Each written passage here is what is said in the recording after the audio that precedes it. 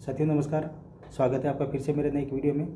तो साथियों आज हम चर्चा कर रहे हैं, आज का हमारा टॉपिक है, आप अगर मान लो चुनाव की तैयारी कर रहे हैं, अगर विशेष किस हद तक की तैयारी करें आप आसानी से चुनाव को जीत सकते हैं। अगर आप वास्तव में चुनाव को जीतना है, अगर चुनाव खाली लड़ना है लेकिन आप वास्तव में चाहते हैं कि चुनाव को जीतना है और जीत की हद तक तैयारी करनी है, तो बने रहिए लगातार इस वीडियो के साथ में। हम हर चीज़ पे, हर पहलू पे बारीकी से बात करेंगे। तो साथियों वीडियो शुरू करने से पहले मेरा नाम कलाश्वर रूपचंद फ्रॉम उदयपुर राजस्थान। तो साथियों अगर आप चुनाव की तैयारी कर रहे हैं तो विशेष करके आपको, अगर आप मान लो लोकसभा या विधानसभा की तैयारी कर रहे हैं और आने वाले समय में चुनाव लड़ना चाहते हैं, तो साथियों मेन इंपॉर्टेंट चीज़ होती है, अगर आप मान लो अगर ऐसा तैयारी कर रहे हैं, चुनाव लड़ना है, अगर आपका इन फ्यूचर आपका ऐसा कोई प्लान है चुनाव लड़ने का, तो ये तैयारी आपको काफ़ी समय पहले शुरू कर देनी चाहिए। जैसे कि 2 साल 3 साल से पहले आपको ये पता होना चाहिए कि मुझे आने वाले समय में चुनाव में रहना है और चुनाव जीतना है। तो आप 2-3-4 साल पहले ये तैयारी कर सकते हैं। तो 3-4 साल पहले तैयारी करेंगे तो आप किस टाइप की तैयारी करेंगे इस बारे में चर्चा करें।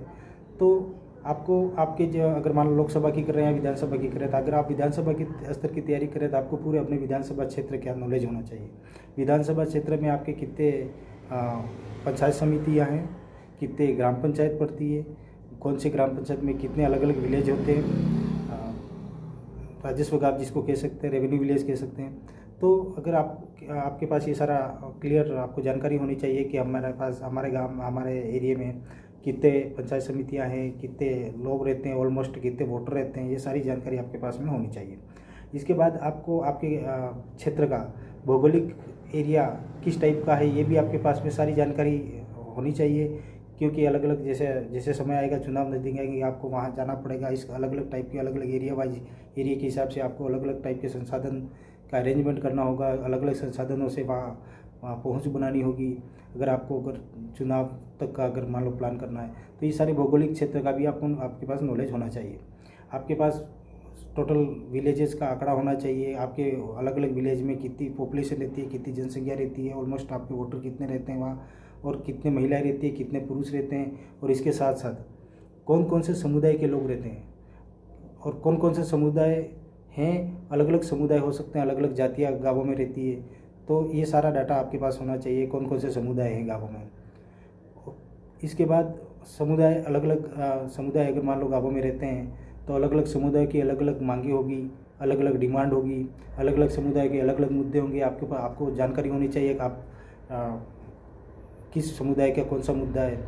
हो सकता है मान लो आप नहीं जानते हैं, तो आपके पास लगभग हर गांव में, हर ग्राम पंचायत में आपके पास में वॉलंटियर्स होने चाहिए, आपके पास कार्यकर्ता होने चाहिए, क्योंकि आप इतना बड़ा एरिया को आप एकदम से नहीं संभाल पाएंगे।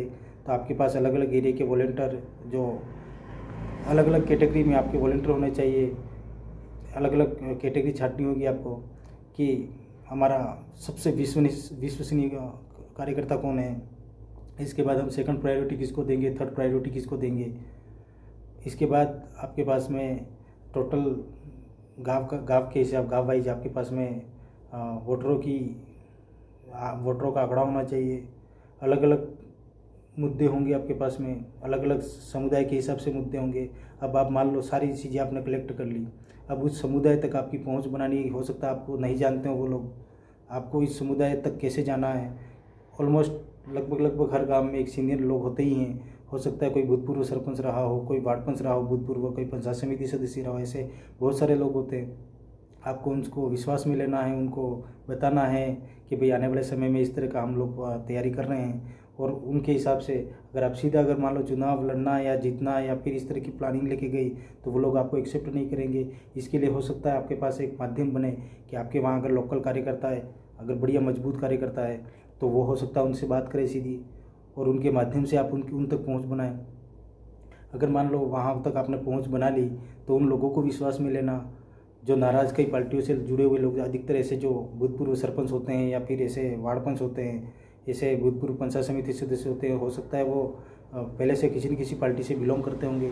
आपको चिन्हित करने होंगे ऐसे नाराज पार्टी से नाराज कार्यकर्ता कौन है, जो हमारे साथ आ सकते हैं, हमारे साथ जुड़ सकते हैं, और हमारे साथ जुड़ने के बाद हमें ऐसा बेनिफिट दे पाए ये लोग। एक बिलीव होना चाहिए और ऐसे लोगों को चिन्हित करना है। ऐसे लोगों को चिन्हित करने के बाद उनके पास जाना है, उनको टाइम स्पेंड करना, उनके साथ में मुद्दे की बात करनी है। अगर मान लो उन लोगों को आप विश्वास में सही ढंग से ले लेते हैं तो शायद हो सकता है वो लोग आपके लिए उस एरिया में बढ़िया काम करके दे। और इम्पोर्टेंट चीज़ होती है, आपको अगर मान लो इस तरह की तैयारी कर रहे हैं तो आपके पास सारे बूथ का डाटा भी होना चाहिए। सारे बूथ वाइज आपके पास में लिस्ट होनी चाहिए, वोटर लिस्ट होनी चाहिए। और आपके पास में ये भी पता होना चाहिए आपको किस समुदाय के कितने लोग रहते हैं। उन अलग अलग समुदाय के हिसाब से आपको उनको टारगेट करना होगा। हो सकता है कोई समुदाय आपको एक्सेप्ट एकदम से नहीं करे, कोई हो सकता है उनकी विचारधारा अलग हो सकती है। ऐसा तो आप अगर मान लो चुनाव लड़ने की प्लानिंग कर रहे हैं और जीतना चाहते हैं तो आप किसी भी समुदाय के साथ में ऐसा कोई भी विचारधारा के साथ में ऐसा डायरेक्ट कट्टरवादी रवैया नहीं अपनाएं। अगर आप वास्तव में जीतना चाहते हैं तो आपको सभी को विश्वास में लेना है। जितने आपके विधानसभा क्षेत्र में जितने भी लोग रहते हैं उन सबसे इम्पोर्टेंट अगर रोल अदा करता है वोटिंग टाइम में तो वो होता है कार्यकर्ता, स्थानीय कार्यकर्ता। बूथ स्तर पे अगर मान लो आपने टीम बना ली है तो सबसे विश्वसनीय वहाँ कार्यकर्ता कौन है, आपके 4-5 ऐसे चिन्हित लोग होने चाहिए। और वो लोग ऐसे होने चाहिए जिनका वास्तव में लोगों के साथ में बढ़िया संबंध है, बढ़िया उनका व्यवहार है, लोग उनकी बात को माने, एक्सेप्ट करें, ऐसे लोग होने चाहिए। अगर मान लो उसमें से एक भी व्यक्ति अगर ऐसा निकलता है या ऐसा होता है जिसको लोग वहाँ नहीं चाहते तो शायद हो सकता है उस वजह से आपको वोट वहाँ नहीं मिल पाए। तो ऐसे लोगों को भी चिन्हित करना है। अगर ये सारी चीज़ हो जाती है तो आपके पास ग्राम पंचायत, अगर मान लो किसी पंचायत समिति में 15-20 ग्राम पंचायत हैं तो उनको आपको जोन वाइज, एरिया वाइज, मंडल वाइज आप जिस भी तरह से बांटना चाहे बांटना होगा। आपको बांटने के बाद उन लोगों को अलग अलग से जिम्मेदारी देनी होगी, अलग अलग लीडर तैयार करने होंगे, कई सारे लीडर पैदा करने होंगे। उन लोगों को समय समय में ट्रेनिंग देनी होगी, उनके साथ लगातार आपका संपर्क होना चाहिए, उनके साथ अच्छा व्यवहार होना चाहिए आपका। और मान लो अगर आप मंडल में अगर उन लोगों को डिवाइडेड कर रहे हैं तो उससे एक बेनिफिट ये भी होगा कि आप अलग अलग एरिया में आसानी से एक पहुंच बना लेंगे और समय अच्छा दे पाएंगे, वहाँ आराम से बढ़िया से अच्छे से लोगों को ट्रेन कर पाएंगे। अगर मान लो ये हो जाता है तो आपके पास चुनाव के 1 साल का, मान लो 1 साल 3 साल में आपने अगर तैयारी करी है तो आपके 2 साल तो इसी में निकल जाएंगे। फिर रहता है 1 साल का आपके पास में अलग से प्लान होना चाहिए। 1 साल में आप कितने लोगों को टच किया, सारे लोगों का, सारे आपके जो डाटा है उसको रिव्यू करना है आपको। उन लोगों तक वापस नहीं पहुंच बनी है, पहुंच बनानी है। आपके माध्यम आपका कोई भी हो सकता है। आप आज के समय में सोशल मीडिया एक बहुत बढ़िया माध्यम है। तो आप हो सकता है उन लोगों के साथ में लगातार संवाद करें, लोगों के साथ में लगातार सोशल मीडिया के साथ जुड़े रहें। अगर मान लो इन लोगों के साथ में आप पर्सनल टच नहीं रख पाएंगे तो ये लोग आपको एक्सेप्ट नहीं करेंगे। इन लोगों को बराबर से इज्जत देनी है, उन लोगों को बराबर से ट्रेन करना है, उन लोगों को लगातार संपर्क करना है। हो सकता है आज के समय में सोशल मीडिया का ज़माना, आप आसानी से दिन में 1000-2000 लोगों से भी संपर्क बना सकते हैं। एक सोशल मीडिया के माध्यम से एक मैसेज छोड़ सकते हैं, कुछ भी हो सके, जैसे भी आपके उपलब्ध माध्यम है उस माध्यम के हिसाब से आप उन लोगों तक पहुंच बनाएं, लगातार संपर्क में उन लोगों का विश्वास जीते।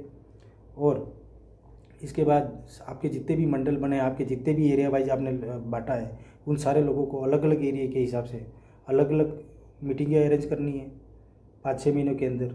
इसके बाद आपके सारे लोगों के साथ में बैठ कर सामंजस्य बिठा करके फिर अलग अलग एरिया में कुछ मुद्दे आपके और कुछ मुद्दे उन स्थानीय मुद्दे को कलेक्ट करने के बाद आपको चुनावी मुद्दे तैयार करने हैं। चुनावी मुद्दा चुनाव में बहुत इम्पोर्टेंट होता है, तो उस हिसाब के मुद्दे आप तैयार करें। और नहीं हो तो किसी जानकार से सलाह ले लें। हाँ, पर सलाह भी ढंग के लोगों से लेना है। आप अगर नेगेटिव लोगों से अगर सलाह लेंगे तो आपको नेगेटिव वो करेंगे। आपके पास एक अलग से कोर कमेटी होनी चाहिए, जो कोर कमेटी बिल्कुल गुप्त रहती है। अगर ऐसी कोर कमेटी जो आपको बिल्कुल आप उन पर बिलीव कर सकते हैं, वो आप पे बिलीव कर सकते हो, लेकिन वो कोर कमेटी किसी को पता नहीं होनी चाहिए।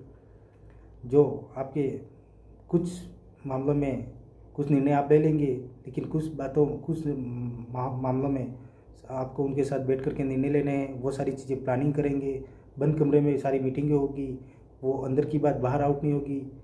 और ऐसे लोग हो सकता है आपके चुनावी माहौल में प्लानिंग में चुनावी माहौल में खुल करके नहीं आ पाए, लेकिन आपकी प्लानिंग में वो लोग बराबर से हिस्सेदारी रखें। वो लोग गुप्त प्लानिंग करके देवें, बराबर एक टीम आपके पास ये भी होनी चाहिए कि अगर मान लो कोई टीम अगर मान लो चुनाव में जा रही है और बराबर काम कर रही है, तो काम कर भी रही है नहीं कर रही है उसकी रिव्यू करने के लिए, उनकी मॉनिटरिंग के लिए भी एक टीम होनी चाहिए, लेकिन वो टीम भी गुप्त होनी चाहिए और वो आपके इस तरह से ट्रेन की हुई टीम होनी चाहिए कि वो लगातार उस पर निगरानी रखे हर व्यक्ति पे और वो बराबर से रिपोर्टिंग करे आपको।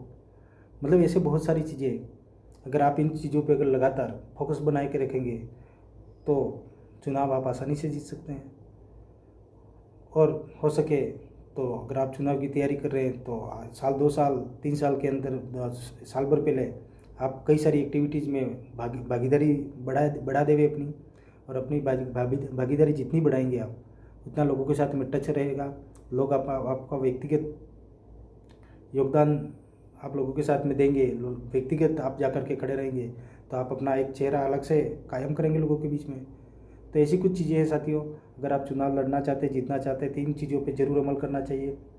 बाकी कोशिश करूँगा अगर ऐसी मेरे से कोई चीज़ छूटी है या नहीं चर्चा कर पाया हूँ तो ज़रूर मुझे कमेंट बॉक्स में लिखें और चैनल को सब्सक्राइब जरूर करें। धन्यवाद।